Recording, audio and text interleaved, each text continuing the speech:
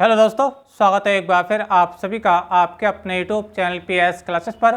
तो दोस्तों आज के इस वीडियो लेक्चर में हम लोग समझेंगे एयर रेजिस्टेंस के बारे में। जी दोस्तों, आज हम जानेंगे एयर रेजिस्टेंस यानी वायु प्रतिरोध क्या होता है। ठीक है, उस टाइम आपको बता चलूं, छोटा सा वीडियो लेक्चर रहेगा, लेकिन छोटे से वीडियो लेक्चर में बच्चों आप लोगों को बहुत बड़ी जानकारी आज आपको इस वीडियो लेक्चर में मिलेगी स्टूडेंट। ठीक है, इसलिए वीडियो लेक्चर को पूरा देखें, ध्यान से समझे, 100% कॉन्सेप्ट समझ में आएगा। तो स्टूडेंट इस एयर रेजिस्टेंस को समझाने से पहले बच्चों इसके संबंध में एक छोटा सा मैं एक्सपेरिमेंट कर रहा हूँ, तो पहले उसको देखते हैं, उसके बाद इस लेक्चर को आगे समझते हैं। ठीक है, अच्छा एक्सपेरिमेंट क्या कर रहा है उसको समझिए। देखते हैं, जैसे कि आप स्क्रीन पर देख पा रहे होंगे, मैंने एक फाइल ली है और इस फाइल से एक पेज निकाला है। ठीक है, समझ में आ रहा है। अच्छा अब देखिए मैं करना क्या चाह रहा हूँ उसको समझिए। देखिए मैं ये इस फाइल को और इस पेपर को, ठीक है, ये याद रखें, इस फाइल का साइज और इस पेपर का साइज बिल्कुल सेम होगा क्योंकि बच्चों इसी से निकाला गया है।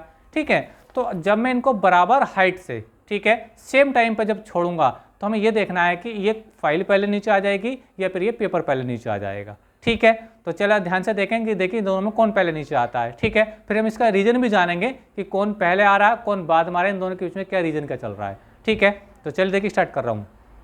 देखिए पहले क्या हो रहा है, देखिए कॉपी आ रही है, उसके बाद पेपर आ रहा है। पहले कॉपी आ रही है, उसके बाद क्या आ रहा है बच्चों, पेपर नीचे आ रहा है। ठीक है, अच्छा एक बात ये रही। अब दूसरी बात क्या, देखिए दूसरी बात अब मैं क्या कर रहा हूँ, देखिए अब मैं इस पेपर को इसके ऊपर रख रहा हूँ, ध्यान से समझना। अब पेपर को बच्चों में इस कॉपी के ऊपर रख रहा हूँ। ठीक है, और देखिए अब मैं इस कंडीशन में जब छोड़ूंगा, ठीक है, तो देखते हैं अब इस कंडीशन में देखते हैं कि कौन पहले आएगा, पेपर पहले नीचे आएगा कि कॉपी पहले नीचे आएगी। ठीक है, तो चलिए देखिए छोड़ रहा हूँ। अब देखिए इस कंडीशन में क्या हो रहा है बच्चों, इस कंडीशन में फाइल यानी जो कॉपी है और जो पेपर सेम टाइम पर नीचे आ रहे हैं। ऐसा क्यों हो रहा है बच्चों, ऐसा इसलिए हो रहा है क्योंकि बच्चों अब जो पेपर गिर रहा है बच्चों, पेपर बच्चों वैक्यूम में गिर रहा है, क्योंकि इसके बीच की जो एयर थी वो किससे कवर हो गई, वो इस कॉपी से कवर हो गई, लेकिन जो आपकी जो फाइल थी वो कहाँ कर एयर में गिर रही है। ठीक है, तो ये वैक्यूम में गिर रहा है इसलिए इसके साथ गिर रहा है, यानी इसको अब एयर नहीं मिल रही है, इसको एयर नहीं मिल रही है। पहले वाले केस में एयर मिल रही थी। एयर क्या कर रही थी बच्चे, इस पर एक रेजिस्टेंस लगा रही थी, जिसको हम क्या बोलते हैं बच्चे, एयर रेजिस्टेंस, यानी इस पर एक फोर्स लगा रही थी ऊपर की ओर। किस पे लगा रही थी, इस पेपर पर लगा रही थी। अब आप ये कहोगे सर वो फोर्स तो इस पर भी लग रहा होगा, बिल्कुल लग रहा होगा, लेकिन बच्चों जो एयर का जो रेजिस्टेंस होता है वो भारी चीज़ों पे हल्की चीज़ों की तुलना में क्या होता है, बहुत कम होता है। इसका प्रभाव जो होता है भारी चीज़ों पे लगभग नगण्य के बराबर होता है। समझ में आप लोग को मेरी बात। ठीक है, तो हल्की चीज़ों पर जो रेजिस्टेंस होता है, एयर रेजिस्टेंस होता है, वो ज़्यादा एक्टिव रहता है, यानी ज़्यादा सक्रिय रहता है। समझ में आप लोग को मेरी बात। अच्छा अब एक एग्जाम्पल देखिए, मैं इसको और दे रहा हूँ, आपको समझ में आएगा। मान लीजिए आप बाइक चला रहे हैं। देखिए अब जब बाइक चला रहे होते हैं, आज देखिए अब आप स्लोली यानी धीरे धीरे बाइक चलाते हैं तो आपको ज़्यादा फील नहीं होता है कि हवा भी चल रही है या आपके कपड़े पीछे की ओर हो रहे हैं। ठीक है, उड़ रहे हैं मतलब। तो अगर आप उसी बाइक को जब स्पीड से, बहुत ज़्यादा स्पीड से चलाएंगे तो आपको लगता है ना कि जो एयर है वो आपको पीछे को धक्का दे रही है। समझ में आ रही है। तो यानी एयर का भी रेजिस्टेंस होता है, यानी एयर का भी क्या होता है, रेजिस्टेंस, जिसे हम क्या होता है एयर रेजिस्टेंस यानी वायु दाब कहते हैं। समझ में आप लोग को मेरी बात। ठीक है, अच्छा एक बात मैं फिर से रिपीट करता चलूँ बच्चों, जो एयर रेजिस्टेंस होता है बच्चों हल्की चीज़ों पर ज़्यादा एक्टिव होता है, भारी चीज़ों पर एक्टिव इतना नहीं होता जितना कि हल्की चीज़ों पर होता है।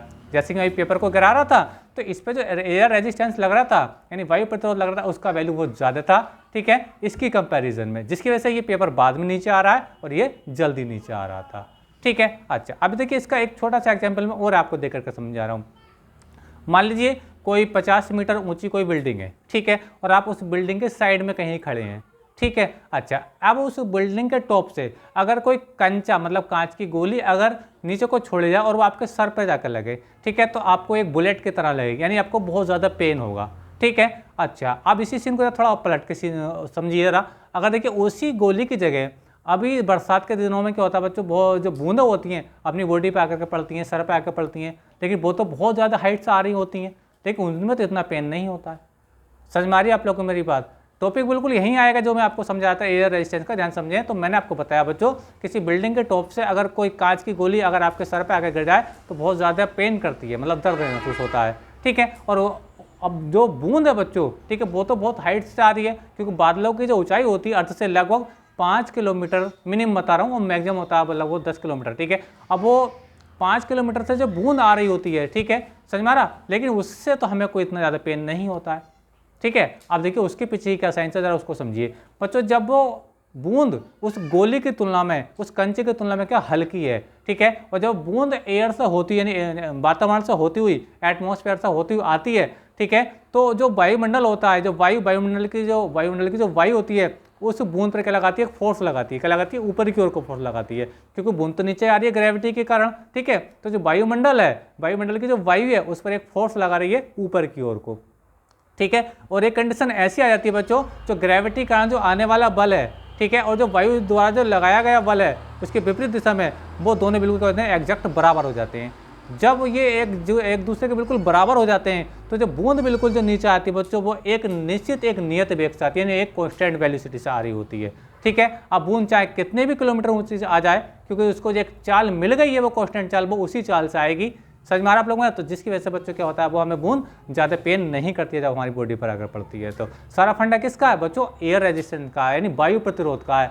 क्योंकि गोली और बूंद की तुलना में बूंद हल्की है, उस पर एयर रेजिस्टेंस का प्रभाव ज़्यादा होता है, ठीक है। जिसकी वजह से आपको आपकी त्वचा पर जब वो बूंद आकर पड़ती है तो आपको ज़्यादा पेन नहीं होता है, ठीक है। तो मेरा छोटा सा लॉजिक बच्चों, ये छोटी जानकारी बच्चों, ये जो एयर रेजिस्टेंस होता है बच्चों, वो हल्की चीज़ों पर ज़्यादा रिएक्ट होता है, ठीक है। समझ में आप लोग को मेरी बात? तो आई होप क्या ये जानकारी आपको अच्छी लगी होगी बच्चों। तो कहते वीडियो लेक्चर कैसा लगा कमेंट करके जरूर बताइए। चैनल पर नए तो चैनल को सब्सक्राइब कर लीजिए। मिलेंगे नेक्स्ट वीडियो में किसी नेक्स्ट टॉपिक के साथ, तब तक के लिए धन्यवाद, बेस्ट ऑफ लक।